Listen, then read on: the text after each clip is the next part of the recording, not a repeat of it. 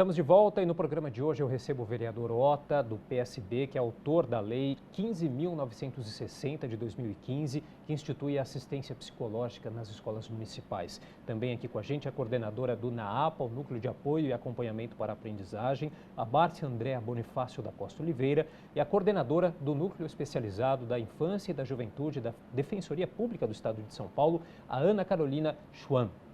Vereadora, eu queria entender um pouquinho mais na prática como que funciona essa lei instituída pelo projeto de lei do senhor, né? Todas as escolas aqui no município estão obrigadas a cumprir esse programa? Não, nem todas, né? Porque vai depender muito do gestor, né? Da diretora, se realmente precisa ou não precisa. Porque senão o custo também fica muito caro, né? Para colocar em todas as escolas, acho que é impossível. As escolas que mais precisam, pega uma escola que é mais violenta, que você considera mais violenta, e faz um teste de 30 dias. Você vai ver a diferença que vai dar. E pode até essa psicóloga ir para outra escola. E assim vai fazendo rodízio, né? Eu acho que se a gente começar a fazer, colocar em prática esse trabalho, muda muito a situação das escolas. Geralmente, as pessoas, a gente como vereador, a gente faz a lei. O prefeito assina. Mas não coloca em prática, continua essa violência cada dia mais. Porque ele fala que, o secretário anterior fala, a despesa é muito grande, mas ele não olha, o Fundação Casa, como é que está lotado. Do que aqueles jovens estão lá presos? Dando despesa. Dando despesa, né? E quanto que eles estão dando despesa para a população? Então, a gente vê que, às vezes, é falta de vontade de fazer as coisas. Vê a violência crescer e não faz nada para melhoria. Doutora Ana, a senhora acompanhou de perto o caso, a situação que ocorreu na escola Raul Brasil, né? Queria que você contasse um pouquinho para a gente. Então, desde que aconteceu a tragédia na Escola Raul Brasil, a Defensoria ela é um direito de todo cidadão, ela é um órgão criado pela Constituição Federal para dar assistência jurídica a todas aquelas pessoas necessitadas, cumprindo a nossa função institucional. Desde o primeiro momento, nos preocupamos em como atuar no caso, em como poderíamos oferecer ajuda a essas famílias, apoio jurídico. A Defensoria de São Paulo, ela é pioneira porque ela traz na sua criação o Centro de Atendimento Multidisciplinar. É uma defensoria que sempre se preocupou desde a sua criação, não só com o atendimento jurídico, mas acreditando que toda demanda jurídica também passa por um conflito psicológico ou social. Esses atendimentos tinham que ser multidisciplinares. Então, a gente conta com atendimento multidisciplinar.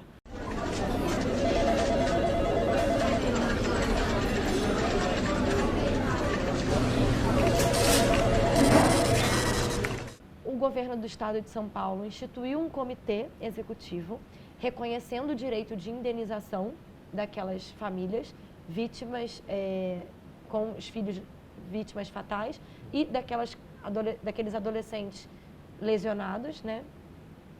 E convidou a Defensoria, em razão da sua função legal, né, e constitucional, de prestar assistência, que fosse fazer o atendimento dessas famílias, representando o interesse dessas famílias. E a Defensoria Pública também tem como uma das funções a solução extrajudicial de conflitos, em razão das vantagens que um acordo extrajudicial traz em detrimento de uma solução judicial.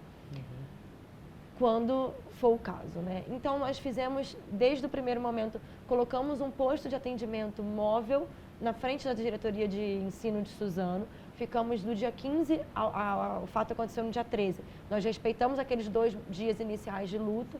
No dia 15, instauramos a unidade móvel da Defensoria lá em Suzano.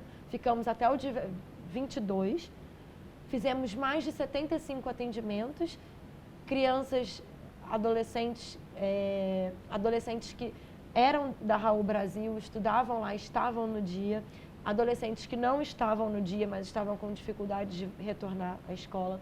Adolescentes de outras escolas que estavam com dificuldade de voltar a frequentar as aulas, familiares, munícipes de Suzano, porque um fato como esse de grande repercussão acaba abalando a comunidade como um todo, professores, profissionais da área pedagógica que estavam no local e que não estavam também, porque a gente percebe não só aqueles adolescentes que estavam e foram vítimas, mas toda a equipe daquela escola, administrativa e pedagógica, ficou extremamente abalada e também é detentora do direito de apoio nesse momento, desse acolhimento. Ô, Márcia, e como lidar com um trabalho que, como a gente tem falado aqui, vem de fora para dentro, né? E que muitas vezes a parte de toda essa situação aí, que é a família, que deveria ter um papel agregador nessa questão, acaba sendo fonte desse problema, né?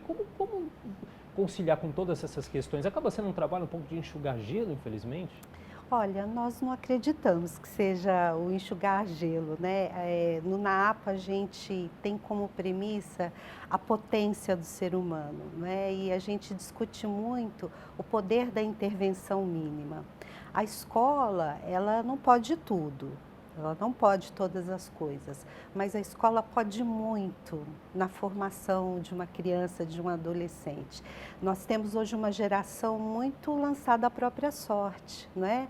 Nossas crianças têm crescido sem contorno, sem apoio para desenvolver aí a sua capacidade de lidar com a frustração, a lidar com os contratempos, a lidar com as indiferenças, a lidar com coisas que são próprias da vida. E essas crianças acabam chegando na escola desse jeito. E elas encontram com outras crianças que experimentam essa mesma situação de abandono, essa mesma situação de ausência da figura do adulto. E nesse aspecto a escola ela tem um papel fundamental, porque a escola pode ser um lugar em que essa infância encontre lugar seguro para o seu desenvolvimento. A escola é um lugar que constantemente pode promover situações sociais para o desenvolvimento dessa criança. Então, na escola a criança pode experimentar sim situações para treinar a sua autorregulação, a sua capacidade de lidar com frustração, mas isso é um investimento.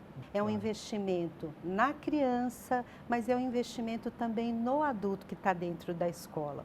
Por isso que o NAAPA, ele tem como objeto da sua atuação não apenas a criança, porque nós entendemos que também esse professor que lida com essas situações que emergem de um contexto social tão complexo, esse professor também precisa de apoio, não é? Porque esse professor também tem a sua própria história, ele traz as suas próprias concepções e nem sempre é um desafio simples para ele. E daí nós defendermos a presença de uma equipe multidisciplinar.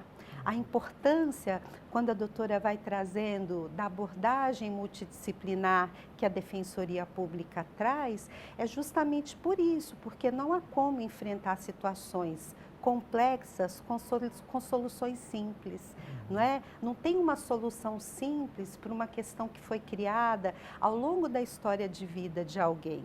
A gente precisa também de uma abordagem que seja multidisciplinar. O NAAPA, dentro do seu contexto de atuação, ele compreendeu também que a escola sozinha não dá conta disso, não é? E que a gente precisa construir redes de apoio para que essa criança encontre melhores possibilidades de desenvolvimento.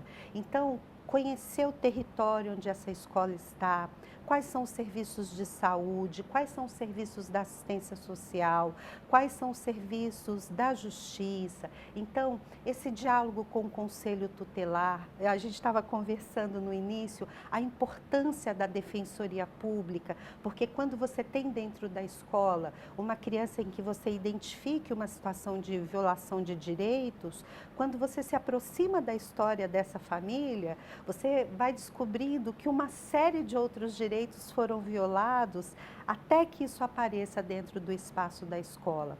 Então, a defensoria exerce um papel fundamental nessa rede de proteção.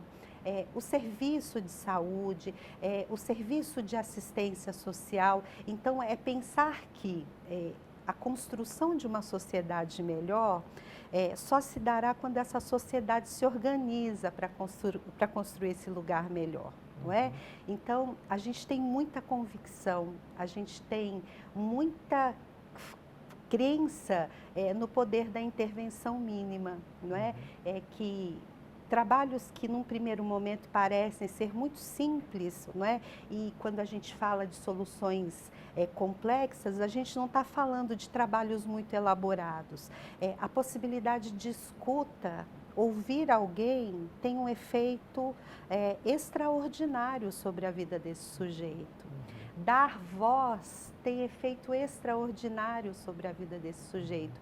A doutora falou aqui a respeito das questões, por exemplo, do suicídio na adolescência. Hoje o suicídio é a terceira maior causa de morte de jovens no Brasil. Né? Ele perde para o assassinato da população negra, dos jovens negros, e em terceiro lugar a gente tem o suicídio.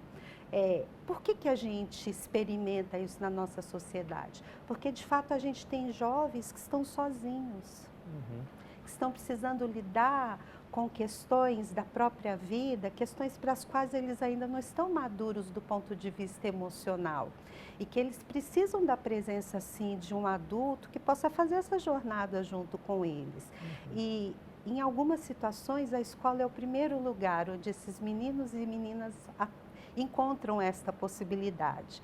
A forma como eles pedem ajuda nem sempre é uma forma que nos agrada, não é? Num primeiro momento ela causa bastante impacto. Meninos e meninas em situação de sofrimento tendem a provocar muito sofrimento no início, mas quando eles encontram na escola espaço de acolhimento, espaço de escuta, limite, contorno, norte, a gente consegue perceber melhoras visíveis, não só nos processos de aprendizagem, porque as dificuldades de aprendizagem acabam estando muito atreladas a estas questões, mas também na sua forma de lidar com o mundo. Tá certo. A gente vai fazer mais um rápido intervalo e daqui a pouco a gente volta com o terceiro bloco do nosso programa. Até já.